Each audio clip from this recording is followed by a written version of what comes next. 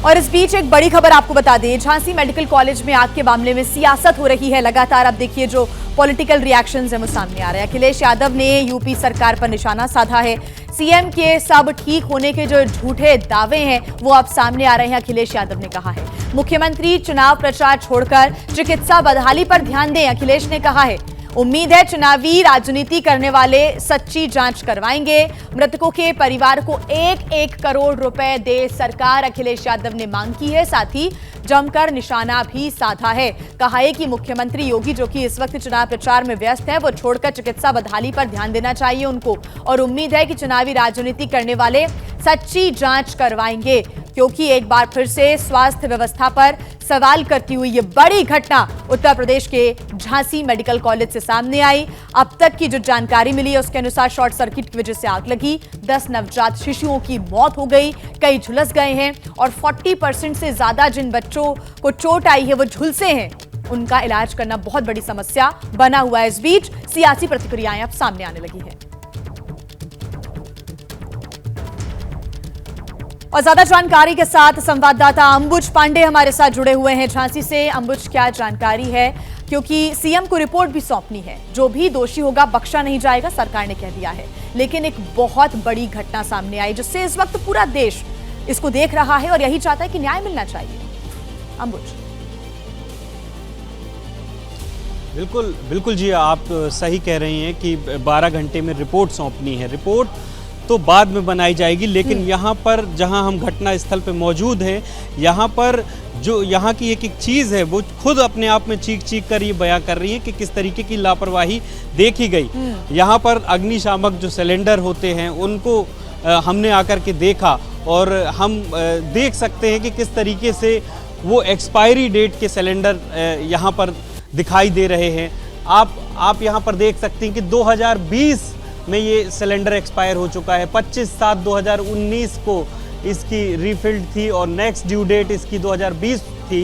तो इस तरीके के जब हम इस तरीके की अनियमितताएं, इस तरीके की जो चूक हम देखते हैं, तो इतनी बड़ी घटना उसकी वजह से यहाँ पर हुई है। ये भी बताया जा रहा है कि कुछ दिन पहले जो मॉक ड्रिल यहाँ पे कंडक्ट कराई गई थी उसके कागजी रिकॉर्ड में सारे के सारे इक्विपमेंट्स को काम करता हुआ बताया गया था, लेकिन जिस वक्त आग लगी और वास्तव में उन इक्विपमेंट्स की ज़रूरत थी, वास्तव में ये ज़रूरत थी कि वो इक्विपमेंट्स काम करें, बच्चों की जान बचा सकें, ऐसा हो नहीं सका। सारे के सारे इक्विपमेंट्स फेल हो गए। ये हम आपको सामने दिखा रहे हैं किस तरीके से पुराने एक्सपायर हो चुके सिलेंडर यहाँ पर रखे हुए हैं। तो इतनी गंभीर चूक हुई है जिसकी वजह से 10 बच्चों की जान चली गई।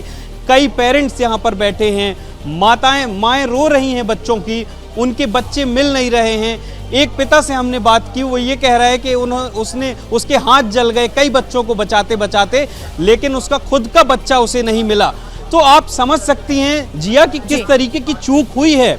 रिपोर्ट सौंपी जाएगी वो अलग बात है, लेकिन जो सामने दिखाई दे रहा है वो तो कितना भयानक है इसका अंदाजा लगाया जा सकता है कि आखिर क्या हुआ होगा उस वक्त जब यहाँ पर आग लगी होगी। जी अंबुज, 2-3 बातों का और अपडेट आप मुझे दीजिएगा। पहला तो ये, जैसा कि आप बता रहे हैं कि कुछ दिन पहले ही यहाँ पर मॉक ड्रिल हुई, फायर ऑडिट हुआ, ये भी जानकारी मिल रही है कि इस अस्पताल का, यानी कि सब कुछ कागजों पर ही हो गया, वास्तव में कुछ नहीं हुआ। अगर कुछ होता तो इन इक्विपमेंट्स को बदला जाता और जो इतनी भयंकर आग लगी उस पर काबू पाने में कुछ मदद जल्द से जल्द मिल सकती थी।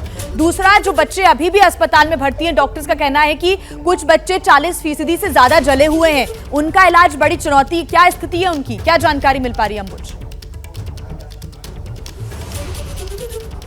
देखिए जिया, जो बच्चे यहाँ पर जिनका अस्पताल हो रहा है, इलाज हो रहा है, वो बच्चे इमरजेंसी में यहाँ पर भर्ती हैं। 16 बच्चे ऐसे हैं जो यहाँ पर जिनका अभी इलाज चल रहा है। इसके अलावा जो बच्चे गंभीर रूप से या ज़्यादा परसेंटेज जो बर्न हो चुके हैं उनको कई प्राइवेट अस्पतालों में भी शिफ्ट किया गया है। उनके इलाज का क्या स्टेटस है, उनके हेल्थ का क्या स्टेटस है, अभी तक फ़िलहाल अभी सुबह तक बाहर नहीं आया है, लेकिन ये कहा जा रहा है कि उनका इलाज चल रहा है। लेकिन आप ये समझिए कि जो ज़्यादा गंभीर रूप से जले हुए बच्चे हैं, जिनका शरीर ज़्यादा जल चुका है, कई बच्चों को प्राइवेट अस्पतालों में भी भर्ती कराया गया है। सबसे बड़ी बात यह है कि जो परिजन हैं उनको ही पता नहीं चल पा रहा है कि उनके बच्चों के स्वास्थ्य की क्या स्थिति है, उनके बच्चों के हालात क्या हैं अभी इस वक्त। तो ये एक बड़ा सवाल बना हुआ है। जी जी बिल्कुल अंबुज, ये भी बताने की कोशिश आप कीजिएगा कि अभी तक मौके पर कौन कौन से बड़े अधिकारी पहुंचे हुए हैं, और क्योंकि लगभग 10 से 11 घंटे का समय तो हो ही चुका है, तो ऐसे में कब तक रिपोर्ट सौंपी जाएगी, रिपोर्ट में क्या कुछ खुलासा होता है, ये तो बाद की बात है। लेकिन प्रथम दृष्टया कहां से ये आग लगना शुरू हुई और इतनी तेजी के साथ फैली, उसके बाद क्या शुरुआत में कदम उठाए गए थे जो कि नाकाफी शायद साबित हुए? अंबुज,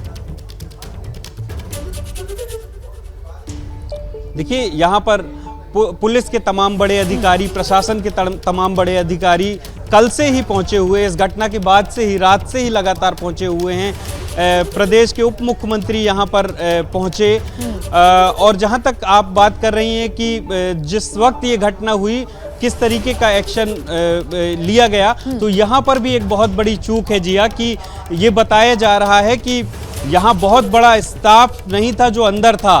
खुद जो बच्चों के परिजन थे, कई लोग उनमें से हिम्मत जुटा करके अंदर गए और उन्होंने सूझबूझ दिखा करके जहां से ये बच्चे जहां से ये वार्ड जला था, ऐसी खिड़कियों को तोड़ करके उन बच्चों को निकाला गया।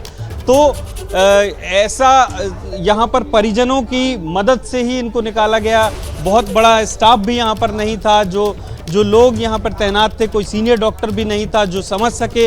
एक बात और सामने आ रही है, इसकी हम पुष्टि नहीं कर रहे हैं, लेकिन ये कहा जा रहा है कि दिन में भी शाम के 5:30 बजे इस तरीके का इंसिडेंट हुआ था, जब आग भड़की थी, चिंगारी भड़की थी, लेकिन उसे कंट्रोल कर लिया गया।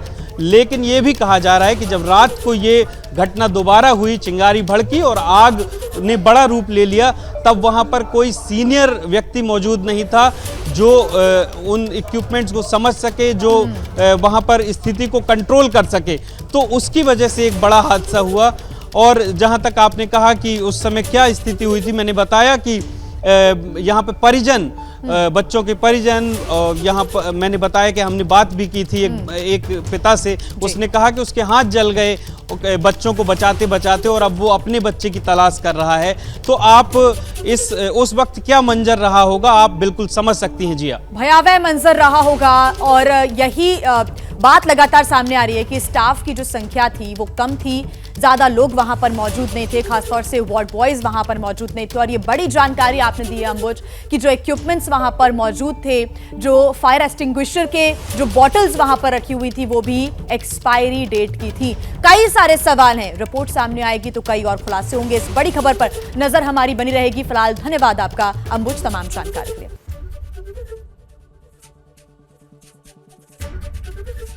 एबीपी गंगा, खबर आपकी, जुबान आपकी।